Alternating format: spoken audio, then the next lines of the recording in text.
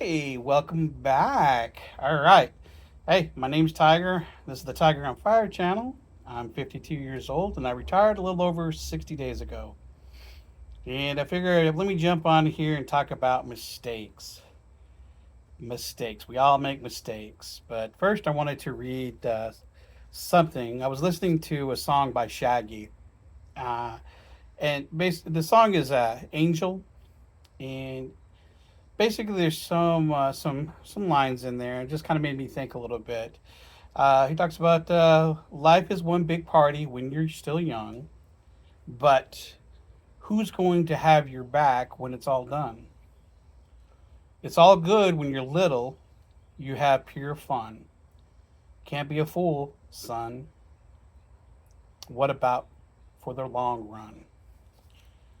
And it kind of got me thinking a little bit. Maybe Shaggy was kind of telling people and warning us, and telling us that you need to plan for the future.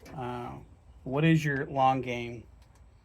And most of us, we drink, we party. It's all about a good time and just being wild children. That was me, wild children, child, whatever. I was a wild child. I got a lot of stories. Wow, a lot of wild stories that the wife and the kid will never know. But they're good stories. They're fun stories. But maybe sometime I'll write a book about them. But it got me thinking, and I figured let me elaborate on this and talk about mistakes. Like I had a big mistake during my planning. I'm big on retirement planning. Even after retirement, sticking to your plan and updating it, reviewing it, making sure that you're doing what you said you're going to do and that everything's on track. And I think the retirement plan that I had is what helped me determine that, hey, I can retire. My wife, if she wants to, she can retire. And I still stand by that. A lot of people want that easy button and template to say just retire. A lot of people haven't saved. A lot of people just haven't really thought about that until it's too late, or they get to a realization like, maybe I should have done this. And I think a lot of people are in there, and no fault on anybody. We may all make our decisions, and we don't really think, or we can't save for the future like we want to. A lot of people are not going to be able to retire till they're 62, 65, or later. And all we have is that Social Security. Some of us have pensions, some of us have IRAs and Social Security, or a different combination. Other folks have, like my friend Doctor Ninja Turtle, um, Fire on Ninja. Was it? I'm gonna butcher his name. Fire. What? Doctor Doctor Ninja Turtle. I love his videos. He's good. He's got good videos. He was letting me know that he doesn't play the market, but he has rentals and pension and Social Security. So those are his three legs. And I'm like, you know what? Rentals wasn't a thing that I would ever consider. Maybe when I was younger, I wanted to have some rental properties, but as I got older, I was like, that's not for me. But getting into planning and stuff like that, I made a big boo boo. And if I was depending on this bucket of money, it could derail me. It could have indicated that I have to go back to work or get a part time job. But we're not dependent on this bucket of money. But it could have been something that I could have dipped into, or what I thought I could dip into. And basically not fully understanding the 401k rules, which I would highly advise anybody when you're doing your planning, even the HR websites that for your company or whatever. Uh, you could be in investment clubs. You can have people explain it to you time and time again, but you need to download the statement, the policies for each of these funds. You need to know word for word what what you can and cannot do with these funds, and what penalties and limitations there are with these funds. Don't take anybody's word for it. They're written in lawyer language. You might need a smart person, a financial advisor, uh, a lawyer, somebody, an accountant that knows this stuff to kind of help decipher what these things really mean. And for me, uh, yeah, I made a big boo boo with the 55. Buddy, come. I always got to yell at my dogs. They're stalking a bird. Come, come. He's just looking at me. Anyhow, that's what you get when you have puppies. He's a good dog. He's a big, lovey, fluff dog. Um, so back as he makes his way over here and lollygags. Yeah, I listened to people, I listened to clubs, and had HR explain it to me, and way they explained it and how they explained it was not the case. And uh, I should have known better. I always known better because I've always been told, huh, buddy?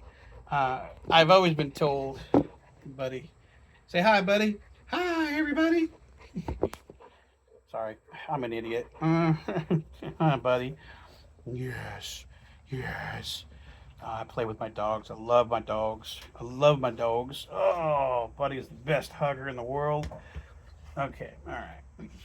But I food barred that, and we can see that when I pulled the documentation and did some more digging on the 55 rule, that yeah, it's what I was explained like 401ks. They have all these different rules. It all depends on how the employer sets it up. And with it, if you leave the company in the same calendar year that you turn 55, if you leave the company, you can take that money and put it into your taxable account. You can withdraw all of it if you wanted to. However, if you leave the company and then you turn 55, you know, later, a year or two later, like I would have, you cannot withdraw that money without a penalty. Now, there's other things in there that will make me eligible to pull that money out later, but I'm not disabled, and I don't meet any of the criteria for the other 20 things that they have listed in there. So, at least not yet. So, the indication like, well, I'm going to be 55 in 2 years. Well, because I didn't leave the company the same calendar year that I would have turned 25 or 55 in 2 years. That means I would have to work another 2 years, and I wasn't all about that or didn't want to do all that. But I was kind of looking at tapping into those extra funds, but now I can't. So what did I do? Today I talked to my financial advisor, and we decided to leave the stocks that I have in it. I have a bunch of Microsoft stocks in there. We're going to leave all that in there. There's some tax implications with about, I don't know, 50-50 of the stocks. There's like pre-tax, after tax. There's some limitations that would make it a little bit difficult to actually get it all out. So we're just going to let it go, and I'll withdraw or do something with it when I turn 60. But the rest of the money, we're moving over to my IRAs, my Roth, my rollover, and then I'll be able to do a bunch of things in my IRAs that I couldn't do in my 401k. My 401k was just kind of limited to a bunch of mutual funds that weren't really doing a whole lot. I mean, I was making money in it, but mostly just my stocks. I was making more money than the funds. So by moving it over, I still won't be able to do anything without a penalty until I'm 60, 59 and a half, 60. Um, so no skin off my back. It just gives me more control to mess around with and invest the money in what I want. So that's going to be the goal. Black Swan event. So the money should be available, and I should be able to take advantage of the Black Swan event. We'll see how longer it keeps going down. I got a bunch of money that I'll throw some money in it, and some funds that I want, and we'll go from that. Speaking of Black Swan events, for those that invest money, Uh, and I'm pretty sure there's a lot of videos out there about today's Black Swan. And when we say Black Swan, is like, hey, the Dow Jones, the Nasdaq was down over 1,000 points each.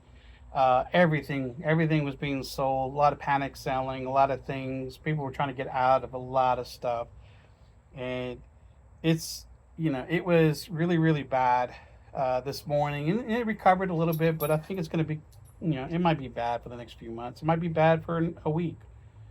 Tomorrow it might change and give you nothing but hope for the rest of the year. Who knows? The market is the market. But yeah, Black Swan event. It's just ugly all around. It's like falling, falling in a black pit and don't know when you're gonna hit the bottom. Ugh. But for those that invest money, there's a lot of people that invest in growth. I think your growth, if you're not retired, growth is definitely the way to go. There's leverage funds. I love leverage funds. I like leverage funds now. And then there's ETF, different types of ETFs. There's income funds. There's high yield income funds. And I think the folks that are in the income type funds, the high yield, are the ones you're gonna get hurt the most. Um, but I'm not a financial advisor. I'm just observing what I'm seeing and experiencing because I know my portfolio, the the little income funds that I have, they're definitely unrealized losses right now. But I'm not selling, so just kind of if you get to the point you see that and you see everything selling, it will go back up.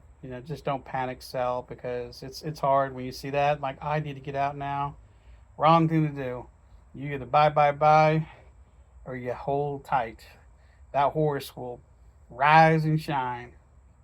As a good friend of mine, was it Pixie Farts or whatever, Unicorn Pixel, I forget, Glitter Farts or something like that. I don't eat Unicorn Glitter Farts. It will rebound. So, but anyways, I figure I'd share this with you, and I will see you guys on the next one. This is Tiger on Fire. Please like, subscribe, and give me a thumbs up, and leave a comment if you have any experience or whatever. What are your suggestions, questions, whatever? I'm all over the place. It's hot outside. Y'all take care. Bye.